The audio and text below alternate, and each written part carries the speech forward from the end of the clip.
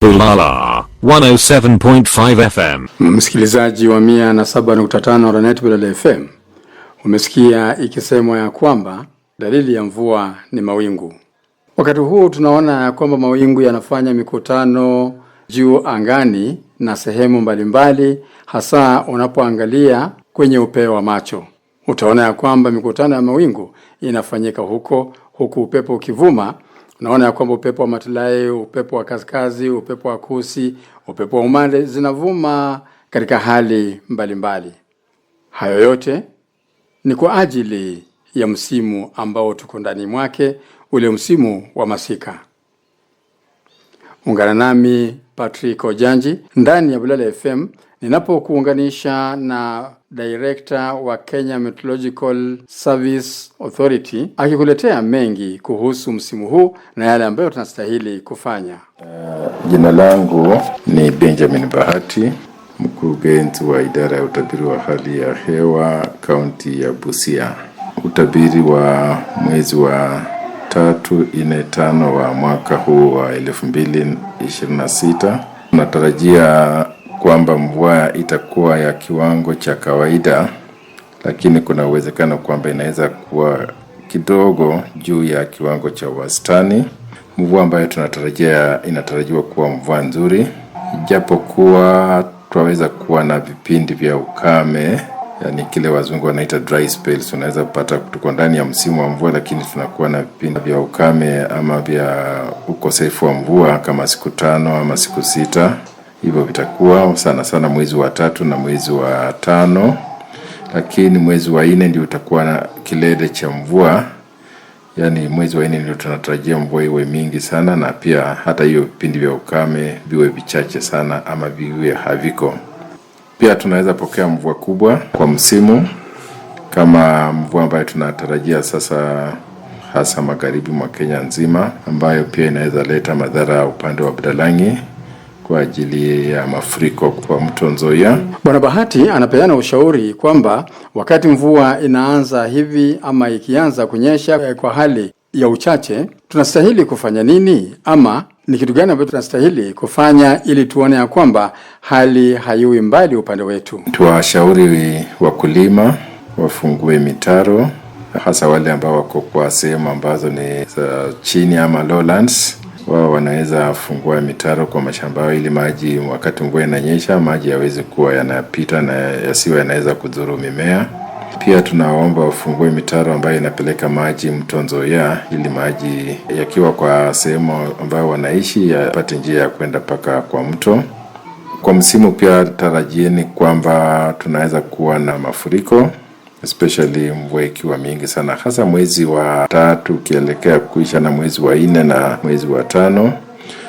Kuna uwezekano pia kuwa na radi wakati mvua inanyesha na upepo mkali. Pia kuna uwezekano wa siku moja kuwa na mawe barafu. Hasa kile tutawashauri wakaaji wa Bunyala ni kwamba wawe wanatazama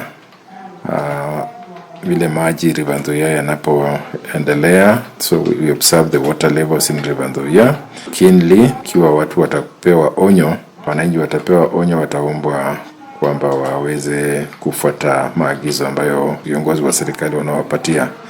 Lakini kwa ujumla tunatarajia msimu mzuri. Miongoni mwa yale ambayo tunastahili kufanya, Bahati anashauri ya kwamba tuendelee kusikiliza redio, alafu tuwe waangalifu pia kuona ya kwamba mambo yasiweze kutupita ama ujumbe usiweze kutupita wakati ambapo mvua inaendelea kunyesha.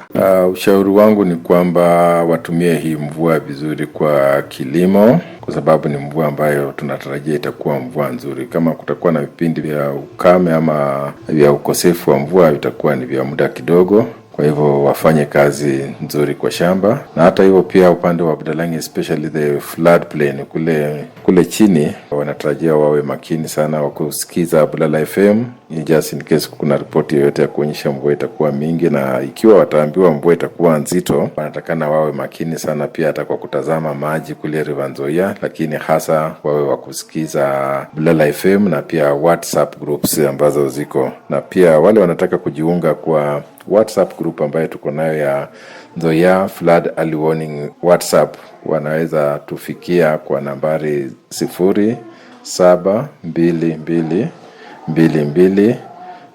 0722225268 ili tuwajumuishe kwa hiyo WhatsApp ili waweze kupata ujumbe kufuatana na mambo ya mafuriko.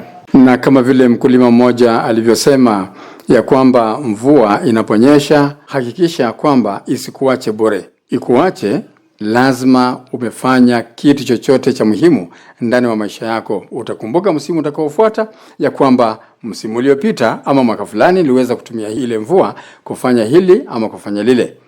Bahati kwa upande wake pia anashauri ya kwamba mvua ya masika isikuache bure. Wananchi wa Bunyala watumie msimu huu kupanda miti, kwa sababu ukipanda miti wakati huu wa mwaka utapata kwamba ukipanda miti yako mwezi wa 3 ama mwezi wa 4, utapata hiyo miti itapokea hiyo mvua ya mwezi wa 3, 4, 5, 6, alafu mvua ikirudi chini mwezi wa 7, mwezi wa 8 tena utapata mvua inaweza rudi na iendelee mpaka Disemba. Kwa hivyo huo mtu ukifika Januari hata jua ikiwa itakuja kali namna gani, huo mtu utakuwa. Kwa hivyo ninashauri wakaaji wa Bunyala watumie nafasi hii kupanda miti.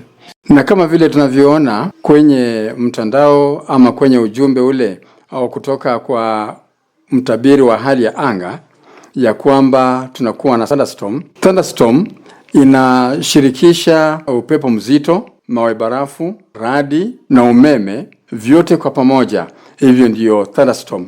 Lakini sasa wakati huu mkurugenzi wa kaunti ya Busia Bwana Bahati anashauri namna gani kuhusu kile ambacho tunastahili kufanya wakati tuko na thunderstorm.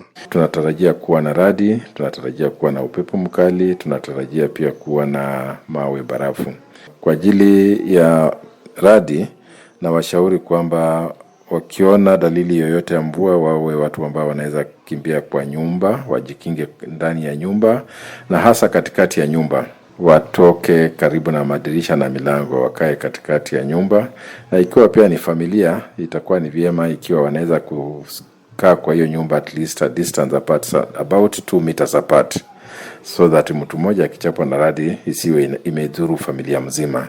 Kingine cha kufanya ni kuomba wananchi wasiwe wanaweza jikinga chini ya miti. Wanyama pia kama ng'ombe wakiwa nao walete kwa kivuli chao kama mvua ijaanza kunyesha, kwa sababu maji na stima huwa haielewani. Kwa hivyo wawe wanaweza kuweka ng'ombe ama hata watoto wao washauri kwamba wakati mvua inanyesha wawe in a dry place ambayo nimesema kwamba ni katikati ya nyumba ndio mzuri. Watoto wasiende kucheza nje ya nyumba wakiwa bare feet, na pia wakiwa wamenyeshewa na mvua, radi inaweza kuwachapa kwa haraka sana. Na wakati ambapo unasikiliza utabiri wa hali ya anga ama unasoma ujumbe wa hali ya anga, usiwe na hofu. Bahati anasema ya kwamba kwa upande wao wameweza kurahisisha lugha isiwe kama lugha ile ya awali ya watabiri wa awali vile walivyokuwa kitabiri, lugha ya kisayansi, maneno magumu, lugha nzito ambayo haieleweki. Lakini kwa wakati huu yeye anasema ya kwamba mambo yameweza kurahisishwa. Tuungane naye anapotutia moyo ya kwamba mambo yameweza kurahisishwa ili ujumbe uweze kuwa ule ambao unaeleweka. Mimi kama mwanasayansi, kitu cha maana ni kufanya ile lugha kwanza iwe rahisi. Ikiwa lugha ambayo natumia itakuwa ni ile lugha wananchi wanatumia, itakuwa ni rahisi. Pia station kama Bulala wamekuwa na geuza ile habari ambayo naileta kwa Kiingereza ambayo iko in a very simple form, wanaibadilisha wanaileta kwa lugha ya mama. Sasa Patrick Ojanji kwa mfano akiongea pale kwa radio station na watu wanamjua, wanasema huyu ni wetu, na anaongea lugha ambayo watu wanaelewa na inafanya watu wanaelewa hiyo utabiri kwa njia rahisi. Nimekuwa pia natoa mafunzo hapa Busia County kuhusu jinsi ya kujikinga na hatari kama ya radi. Nimekuwa natoa ujumbe wa jinsi ya kujikinga na upepo mkali, jinsi ya kujikinga na mawe barafu, na jinsi pia ya kujikinga na mafuriko. Hizo ujumbe zote wananchi wakiwa nayo wanapata kujua kwamba kwa mfano upepo mkali unatokana na mawingu, sio ile mambo ya uchawi ya barafu. Ni radi inatokana na wingu fulani, sio ile mambo ya ushirikina vile watu walikuwa wanafikiria. Je, wewe bado uko na wasiwasi kwa utabiri unaotolewa na shirika linalofanya na mambo ya utabiri wa hali ya hewa katika nchi ya Kenya, ama saa hizi uko na tumaini? Mambo vile yanavyoonekana ni tofauti na vile yalivyokuwa hapo awali, ya kwamba utabiri ambao unatolewa utaweza kutimia vile ulivyotolewa. Tungana Bahati anapoendelea kututia moyo na kutuambia vile wanavyofanya ili mambo ya kuwe sawa kwetu. Mitambo ambayo tunatumia kwa hivi sasa inaweza kuwa ni nzuri sana kushinda awali. Pia kuna ile hali ya watu kuelimishwa. Wananchi usipoelewa utabiri utapata kwamba saa nyingine utaona ni wa uongo, lakini ukielewa utabiri vile unafafanuliwa inaweza kukufanya pia ufuatilie na upate kwamba utabiri sasa unaanza kueleweka na unaweza kuona ile umuhimu wake na uanze kuupenda. So understanding of our products is also very important, kwa sababu ikiwa mtu ameelewa utabiri wa hali ya hewa, then itakuwa ni rahisi kuwafuatilia. Naam, kufika hapo mimi sina la ziada ila tu kusema ya kwamba kwa tumaini hilo, nakumbuka tu msemo wa vile walivolonga wakasema ya kwamba ganga ya mganga humwacha mgonjwa akiwa na matumaini. Mimi pia na kuacha na matumaini, kiwa mwingi wa tumaini pia kwamba utachukua huu wasia, uwe wasia ule wa muhimu sana, hasa mazungumzo ambayo tumeweza kuwa nayo, na weza kuungana na mtabiri wa hali ya anga iwapo unataka kupata utabiri wa hali ya anga kama vile unavyotolewa na hili shirika linalotushughulikia katika nchi ya Kenya kutoa utabiri wa hali ya anga, kwa nambari ya simu ambayo umepewa